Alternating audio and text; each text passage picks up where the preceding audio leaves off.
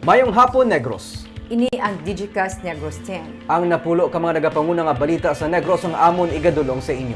Update niyo kami via Facebook, YouTube, kag sa KK Channel 11. Kag karon sana naman kami mabatian sa radio station nga FMR Bacolod 91.1. Kag gyari na ang top 10 nga mga balita subong adlaw. PNP nagausisa sa alegasyon nga may protektor ang mga drug personality sa Police Station 2. Mga turista nga nagasulod sa Sitio Hermit sa Barangay Biao sa Binalbagan ang limitahan. Driver sa motorsiklo patay, duha ka iban pa pilason sa karambola sa salakyan kag motor sa Cadiz City. Duha ka mga tag-iya sang stall sa Manukan Country nga natalana kung tani ipasira, nagbayad na. Kag sa Good Vibes, Chocolate Factory ginapreparahan sa isa ka kumpanya sa Negros. Initaran sa Digicast Negros 10. Sa number 10,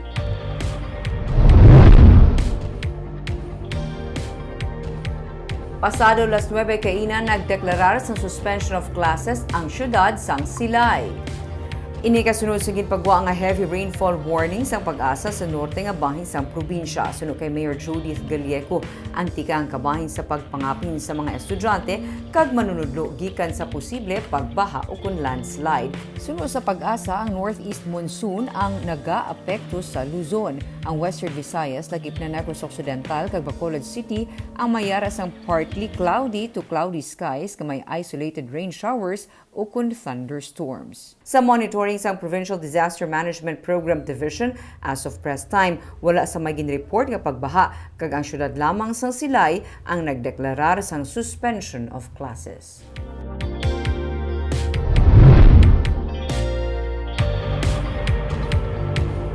Sa number 9, probinsya sang Negros Occidental ang may pinakamataas nga na-report nga kaso sang dengue sa ikaduha nga simana sa bulan sang Enero. Sa datos ng ginpagwa sang Department of Health Region 6 sa sulod sang duha ka simana, 176 ang na-record nga dengue cases sa Western Visayas. Sa Morbidity Week 2 kon January 8 to 14, may 66 ka newly reported dengue cases sa rehiyon.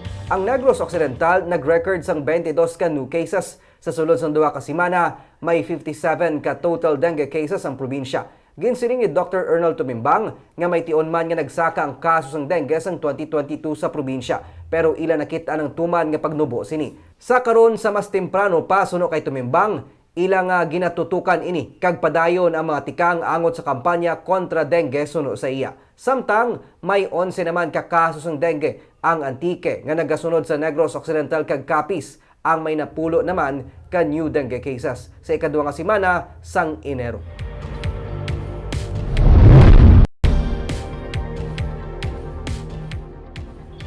Sa number 8, evaluation sa kaso sa nasuspend nga pamuno sa Department of Public Services kag truck driver ang nagapadayon tubtub sa ina nga pagbalik sa serbisyo.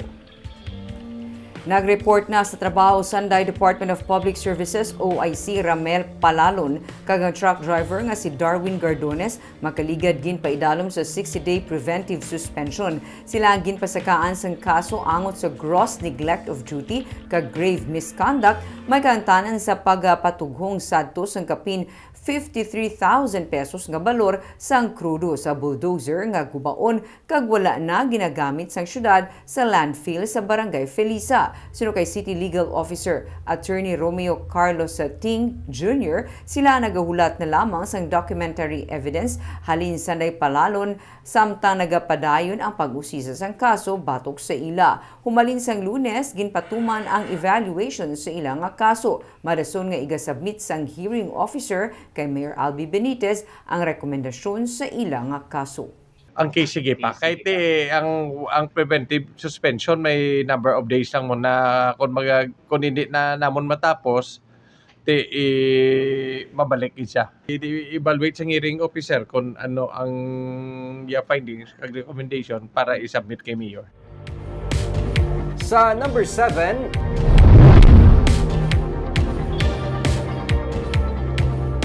lalaki nga imbolbado sa pila ka mga kaso patay nga nasapuan sa sulod sa balay sa Dumaguete City. Patay na sa masapuan sa sulod sa balay kahapon ng 29 anyos nga si J.R. Kadusali. Dugoon nga nasapuan ang iya lawas sa balay sini sa barangay Bahumpandan sa Dumaguete City. May igo sang balang biktima. Suno sa PNP, duha ka armado nga persona ang nakita nga naghalin sa iya sini nga balay. Isa sa kinilantaw karon sang PNP nga motibo sa pagpatay sa iya amo ang mga kaso nga ginapangatubang niya sadto. Siyang ginreklamo na sang nagligad nga si Mana sang iya sini nakaaway. Ginreklamo man siya sadto sa kaso nga pagpanglabo, pagpangawat kag paghupot sang armas. Padayon ng investigasyon sang PNP.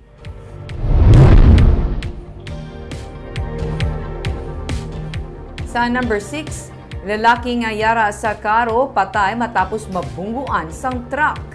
Patay ang 42 anyos ni si Cesar Haina matapos mabungguan sang truck ang iya nga karo sang Martes sa dalan sa barangay E. Lopez sa Silay City. Sa investigasyon sang PNP, nagadalagan padulong sa sur nga bahing sang dalan ang truck sang iya sini mabungguan ang karo nga ginasakyan sang biktima kag ginaguyod pa sang karabaw. Gindala pa sa ospital ang biktima apang gindeklarar nga dead on arrival. Gindetain naman ang driver sang truck.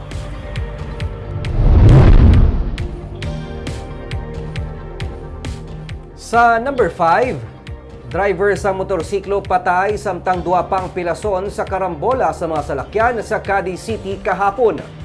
Patay ang driver sa motorsiklo nga si Arlo Galeron matapos inimalakip sa nagkarambola nga mga salakyan kag motorsiklo kahapon sa barangay Cabahog, siyudad sang Cadiz. Sa investigasyon sang Cadiz City PNP, nagasunda na yung duha ka truck sa dalan sang hinali magliko sa tuo ang cargo truck. Na alang-alang suno sa PNP ang driver sang nagasunod nga dump truck bangod sa gamay na lang ang clearance. Gani nabungguan sini ang likod sang cargo truck.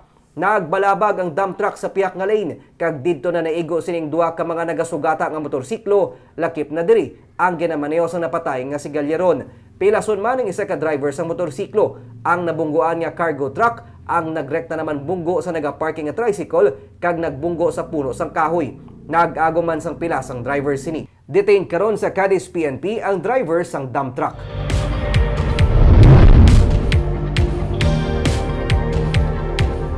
Sa number 4, pagalimitahan na ang mga turista nga magasulod sa Sitio Hermit sa Barangay Biao sa Binalbagan. LGU nagpatigayo naman sa pagpaninlo sa lugar.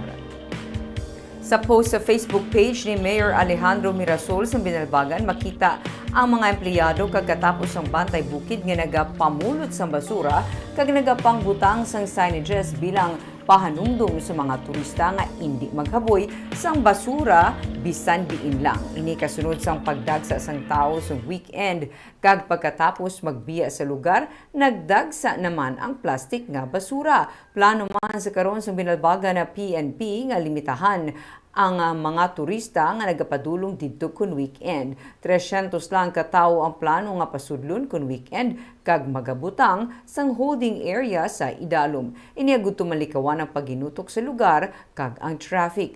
Ang mga nagabaligya sa lugar ang pabuligon man sa pagbantay sa mga nagapilak sang basura bisan diin lang kag ang mga nagadala sang pagkaon ang iga-require man nga magbitbit sang eco bag para may butangan sila sang ilang nga mga basura.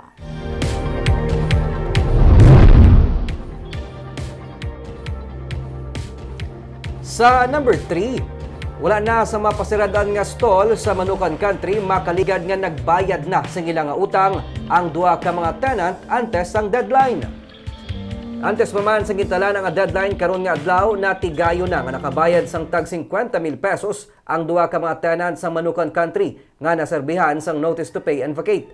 Ang duha ka mga tenants ang napaslawan nga magbayad sang bulanan nila nga utang amo agin serbe sa ila sadtong notice to pay and vacate. Sandig sa napermahan nila nga compromise agreement upod sa syudad, kinahanglan nila nga bayaran kuntani ang full payment nga naglabot sa kapin 600,000 pesos. Pero nakasugdan sa katapos ng local market committee nga ipaiway anay ang pagpasara sa ilang mga stall matapos man nga makahingagaw sila sa pagbayad sa ilang monthly arrears. 14 tanan ka mga stall owners sa Manukan ang may delinquent accounts nga sa kabilugan nagalabot sa 6.8 million pesos.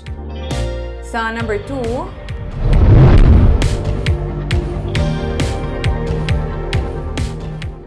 malapit sa 500,000 pesos nga balor sang pork kag pork meat products. Kasubong man poultry products ang na-intercept sang task force sa una nga 3 ka semana sang Enero.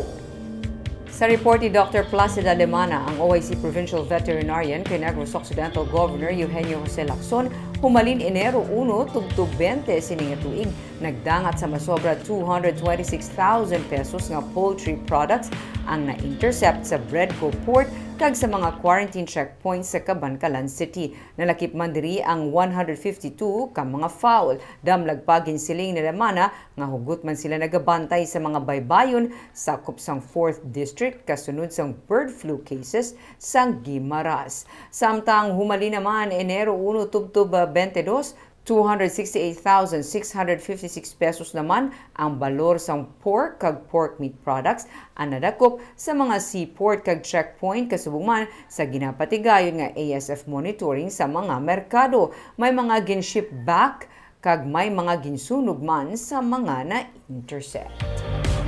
Kag sa numero 1 sa mga balita subong adlaw.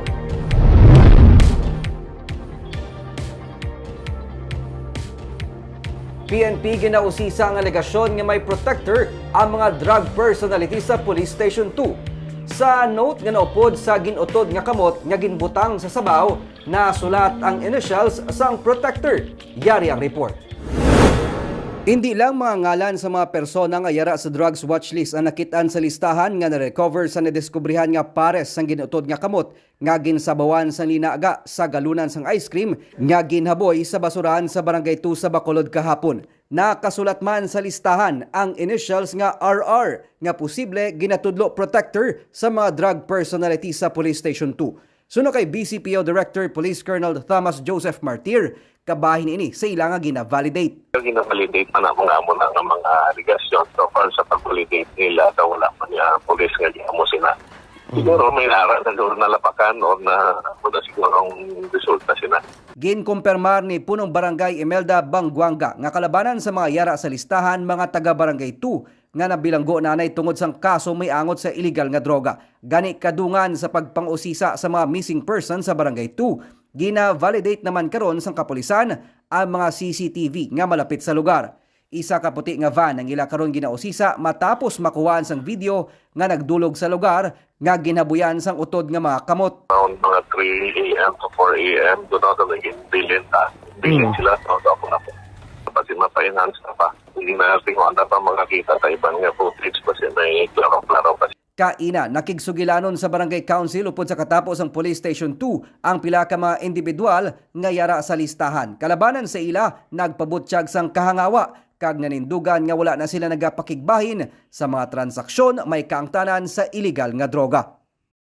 Sa Good Vibes,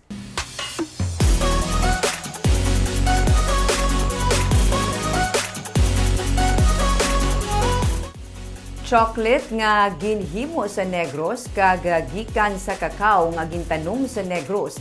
Ini ang tuyo karon sang isa ka kumpanya nga makilala ang probinsya sa patag sang chocolate making. May report si Romeo Subaldo.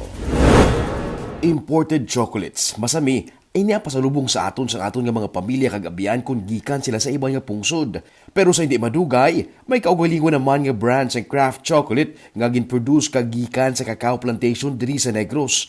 Inyang ginahandaan na sa karon sang CY & Sons Group nga kumpanya. Suno sa General Manager nga si Ricardo Dominic Lopez, initanan ang plano sang ila iloy nga si Celina Yanson Lopez nga nagahandom nga mabutang sa chocolate map ang isla sang Negros.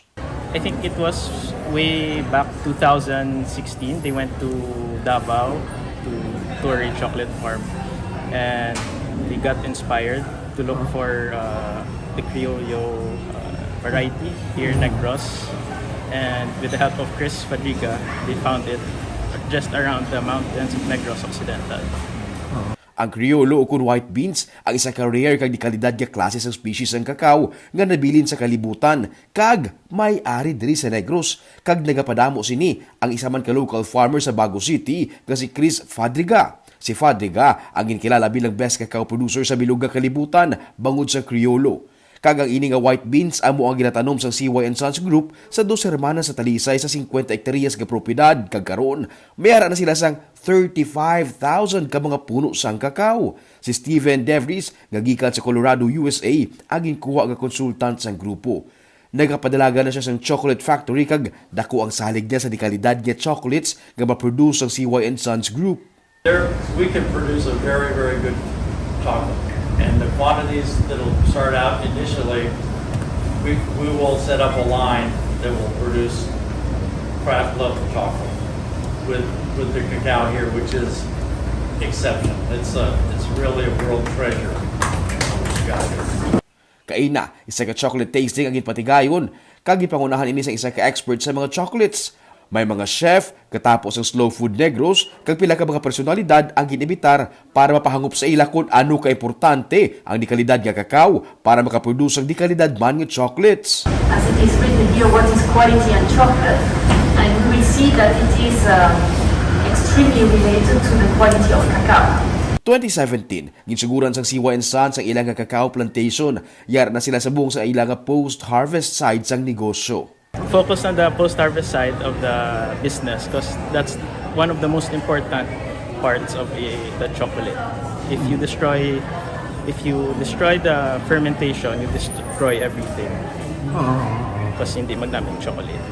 Tuyo Manila nga mag-engganyo sa ibang pagid nga mga farmers nga magtanom man sa kakao para sa ila sila magabakal sa dugang nga kakao para makatigayon padalagan sa ang isa ka chocolate factory sa Negros.